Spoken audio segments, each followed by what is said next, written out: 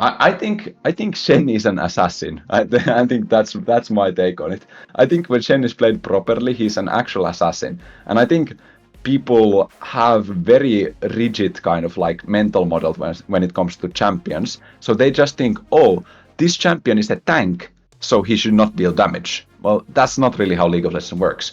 You can change your champion's identity using the rune and item system as well as your playstyle. And I think Shen can be formed into very different roles, so you can play him like a support. But I think in general, Shen, thematically is a ninja or a samurai, depending on the skin that you take. And therefore, I would also assume him to be an assassin. Shen has always been considered a pro play staple because he makes all of his plays around his team. He was never considered a true solo queue carry, but there is one player in EU West who has been able to hit Challenger 8 times on EU West and once even on Nordic. He took one of League of Legends' most team-dependent champions and made himself into a solo queue god. This is how to play like a challenger. So, greetings everyone. I'm XPETU, also known as Petu, and I started playing League of Legends around Season 3, so this was 2013. We had like a Zac champion release back in the day. I think that's the first login screen that I remember. And in Season 6, Shen got reworked, so they changed his kit entirely, and I thought the champion seemed very interesting. So I picked up the champion, felt very good on it, lane swapped from jungle to top lane, and then I just kept playing Shen for a couple of years. And quickly I realized that the champion just clicks for me. I really like the aesthetic, I like the gameplay, so I kept on playing him. I reached Challenger first on Nordic East, and then I swapped to Europe West, reached Challenger there, and my peak rank on Europe West was 1300 LP, which was rank 22 back in the day, like season 10 or something, and I've reached Challenger I think 7-8 years now. And I just like playing Shen because I love his kit, I love his aesthetic, and I like his lore, so he just clicks with me. So for Shen, we have to make a distinction between mid lane Shen and top lane Shen. So most people play Shen in the top lane, but I actually prefer to play Shen in the mid lane since maybe 2 years ago. Because in top lane there is this kind of big, or not so big, but there's this small champion pool of very difficult matchups for Shen. Champions such as Set, used to be Nico top lane, nowadays Aurora, Fiora can be difficult if the opponent is good. So there are a couple of very difficult top lane matchups, and mid lane players are actually not used to playing versus Shen, so they don't remember his damage, or they don't know his damage at all, which means that I have more opportunities for solo kills. But if we went with the top lane Shen, I would say the most difficult matchups are right now Aurora, then you have Set, which is very difficult. Gnar can be challenging, Jace. These are typically high range champions that also have some kind of self mobility or peel, because that way you can't just abuse their weak base stats as you do in the mid lane. But when we're talking about mid lane, I think there's only a couple of difficult ones, like very good Wei players can be difficult, and then there's like Ahri sometimes, and Cassiopeia is actually one of my least favorite mid lane matchups. But I do think Shen is a very flexible pick that can be picked in most games. And the best part about Shen is that even if your lane is difficult, you can still affect the game using your ultimate Stand United. As you watch XPETU kill a bunch of bots for sport, I wanted to let you know that I'm giving away $25 of RP to one of my subscribers who comment down on this video. So make sure to subscribe, drop a like, and tell me in the comments down below what are your thoughts on Shen in the mid lane in League of Legends. All details for contests will be down in the description box below. In solo queue, players often lean toward picking damage-heavy champions, but choosing a tank in the mid lane doesn't necessarily negatively impact the team composition. XPETU's Shen mid lane serves as a kind of counter to assassins. He views Shen as a champion that functions similarly to assassins in terms of playstyle, providing kill pressure on squishy mid laners like mages or even enemy ADCs. Shen also excels at jungle roams and moving between lanes, either by walking or using his ultimate, What makes him particularly effective is his ability to negate the opposing team's assassin with tools like his W, E and ultimate, allowing him to peel for allies while still maintaining offensive pressure. Because of this versatility, Shen mid doesn't typically disrupt team composition. Now on the topic of Shen mid, XPETU also shared some deep insights into Shen's skill order. For about 99% of his games, he maxes Q first, followed by E and then W, taking points in his ultimate whenever possible. However, there's an interesting alternative he's been experimenting with in specific mid-lane matchups. If extended trades aren't likely, where you'd typically get 2 Q activations, around 6 unpowered auto attacks, maxing E can sometimes provide better burst damage and shorter cooldowns between trades. This idea came from a YouTube comment, and while it's something he's still testing, it shows the flexibility of Shen's skill order. For most games though, autopiloting with Q, E and then W max is perfectly viable. The key decision comes early on. At level 1 you'll decide between E or Q depending on your strategy. If you're invading or trading against a ranged champion, starting with E is ideal. Otherwise, Q is a standard first choice. At level 3, there's another potential variation. If you're facing a lane opponent without significant auto-attack threats, like mages with now auto-attack enhancement taking 2 points in Q at level 3 can provide extra punch for an all-in. This small adjustment can often make the difference between securing a solo kill or not, especially with an aggressive lane setup.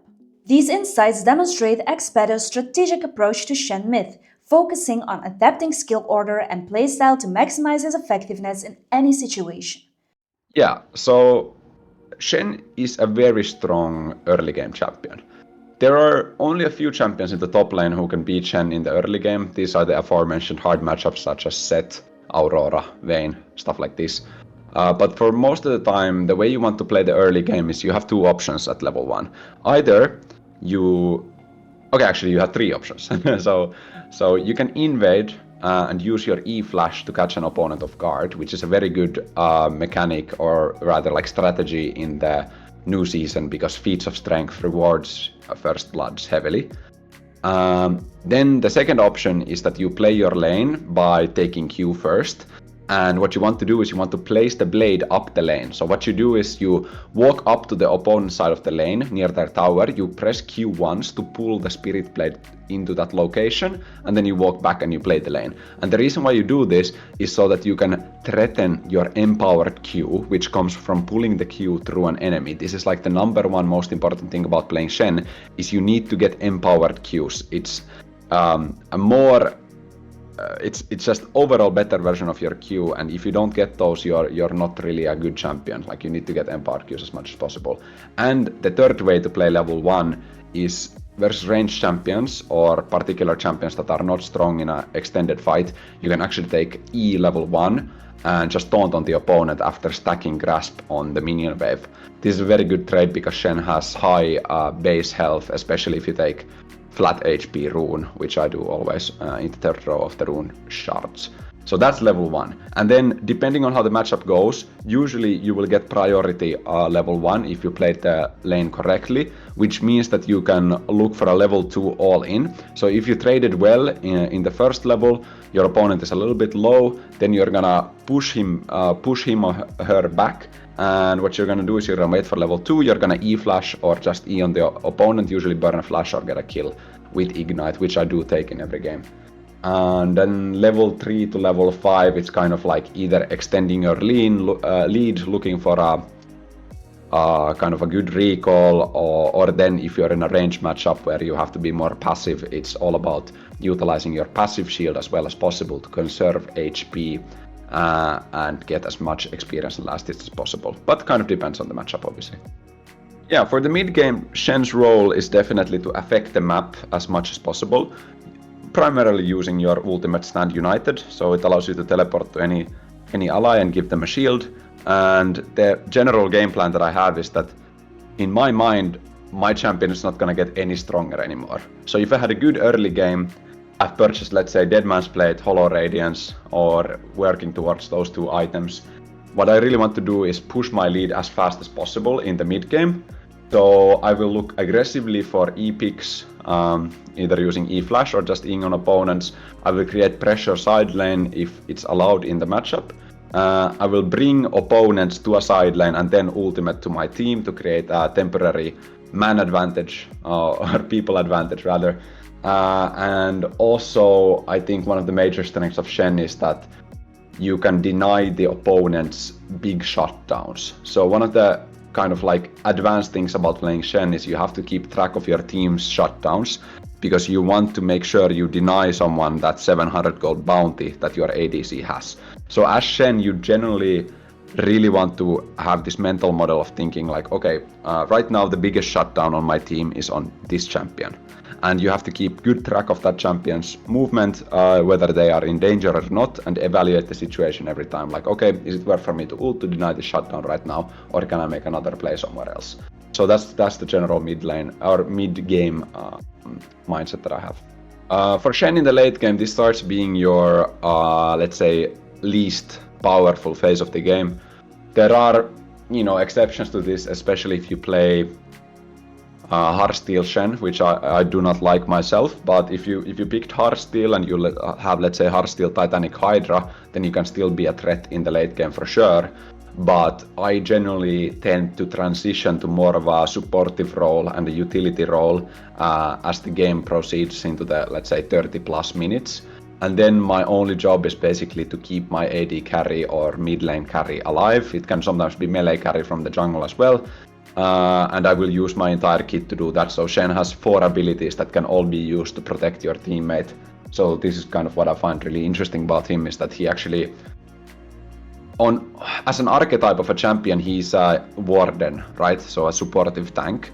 But the way he plays the game is, first he's a very aggressive champion, then he becomes a map pressure champion, and then he becomes a warden or a support champion in team fights. So I think that's the general game plan in late game. And sometimes, you can obviously still keep split push pressure up, especially if you have void grubs, because that way you actually deal damage to towers. But most of the time I'm grouping up with my team, utilizing my ultimate in team fights to peel big damage from my ADC and keep them alive and hopefully win the game. When it comes to itemization for Shen, XPETU has made it clear that there is no one-size-fits-all build. He's even created over 400 YouTube videos exploring the topic, emphasizing that the variety of viable items for Shen is one of the most fascinating aspects of League of Legends. According to XPETU, relying on a cookie-cutter build doesn't work for Shen, as every game and playstyle can call for something different. That said, his favorite build right now includes Deadman's Blade and Hollow Radiance. He explained that Deadman's Blade synergizes incredibly well with Shen's kit, thanks to its movement speed bonus and the added burst damage from its momentum-based passive. This extra mobility enables Shen to land more empowered Qs and capitalize on his relatively high base AD for maximum impact. Hollow Radiance, on the other hand, is an excellent choice for efficient wave clear, offering value as one of the cheapest options available. While Titanic Hydra is another strong item for Shen, XPETU often finds it less practical in high-level games due to its expensive build path and weaker components.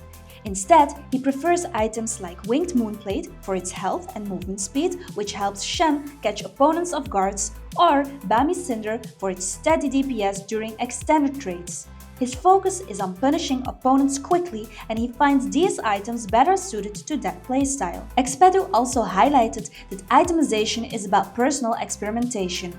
While Deadman's Blade is his go-to choice, he acknowledged that it might not be the best option for everyone, as it's a skill-reliant item.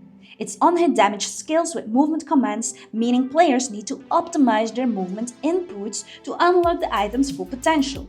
Additionally, the extra mobility requires good mechanics to dodge abilities and ensure Shen's ability hit their mark. Ultimately, XPETU encourages players to explore different builds and adapt their item choices to their playstyle and matchups. For Shen, the right items can vary greatly depending on how you want to approach the game, so finding what works for you is key. Yeah, so Shen's ultimate is a game-changing ability. It's one of the most impactful abilities that League of Legends has. And this also comes with great responsibility. So what you need to do at every time you ult, you need to kind of evaluate 3 things. So you need to evaluate what is the expected value of ulting into this position? So what's the play that we can make? Can I A, save my teammate, B, get a kill, or C, get an objective? So combine all of those things together and you get some kind of expected value for your ultimate. This is not something that you do explicitly, but rather you implicitly, in your head based on the situations that you have played, come up with some kind of value estimate, right? It's not numeric necessarily, but you just have a feeling like, okay, here's probability for getting 2 kills. The other thing you have to evaluate is what is the cost of ulting at this time. So if you ult while the opponents have a massive wave pushing towards your tower, it might be that the cost of ulting will be losing 2 minion waves worth of experience and gold, as well as losing 3 tower platings. So giving your lane opponent, let's say, 300 something gold. So that starts being a very detrimental position to ult in. So you have to weigh the expected value of the ult as well as the cost of it. And the third is something called opportunity cost. So if you use your ultimate in bot lane, and let's say the expected value was positive, so you gain a reward in bot lane and you lose something in top lane, but the end result is positive. It might not still be worth to ult, because you might have information about a play that will be happening in the next 1 minute. So using your ultimate in that window is not worth, because there is a better opportunity that would arise within the cooldown timer of your ultimate.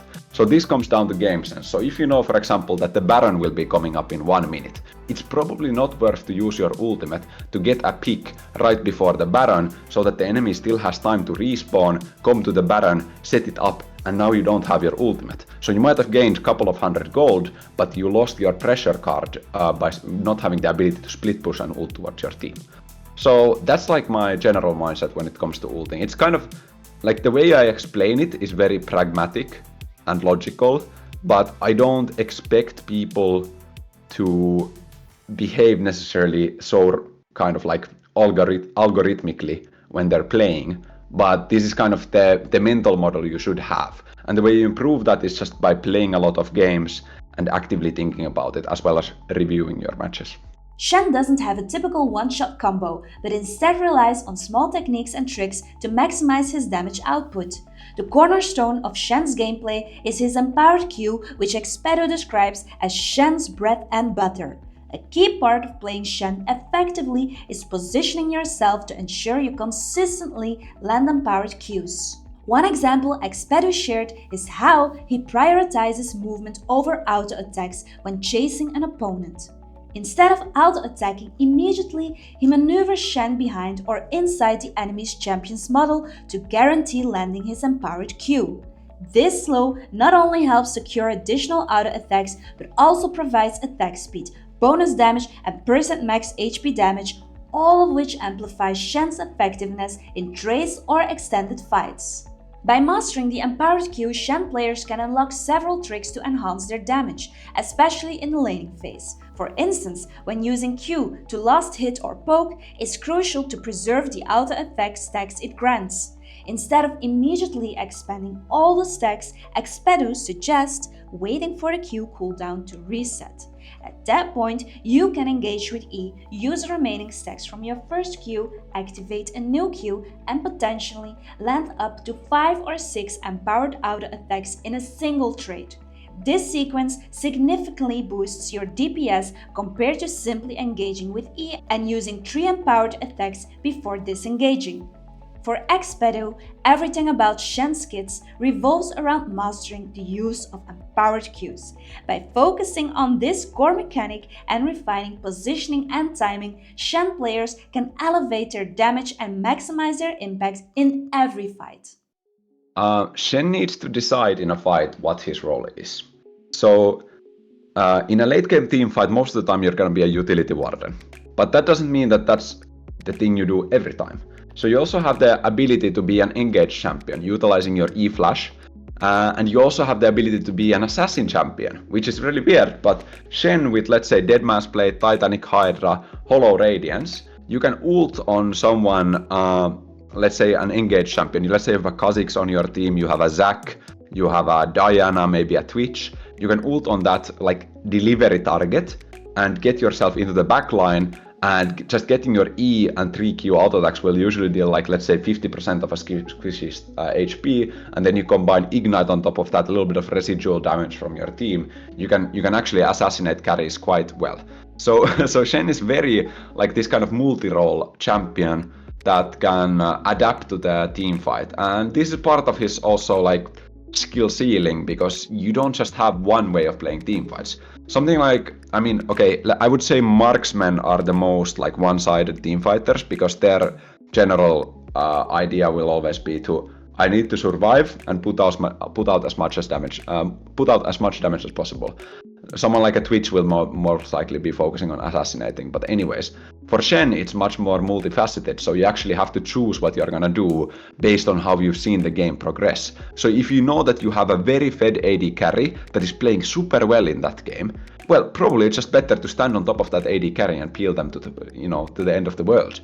But if you've noticed that your team is not like reliable in team fights, then you need to take matters into your own hands, probably assassinate the opposing squishies, or try to get the opposing DPS targets attention away from the fight. So you have a lot of different things that you can do.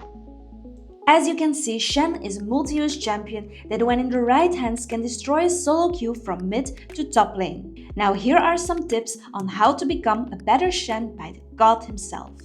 Yeah, well, I would say even compared to a good Shen player, what I do different is I try to get as much empowered queues as possible. And the thing there maybe is that this is like obvious in a way, but people don't realize how far great Shen players actually take it. So if you look at Shending Help play, which is the absolute goat of Shen gameplay, and if you look at me play, I'm pretty good at playing Shen as well. We do a lot of stuff where we just do stuff in order to guarantee the empowered Q, because we know that once we get empowered Q, we are a very strong champion. And there's just different tricks you can do. I talked about the walk along, which is delaying your auto attack in order to get the empowered Q. Then you have the blade placement, which is, utilizing your Q before the lane starts in order to get the empowered Q 10 seconds later. This is kind of the fundamental mechanic.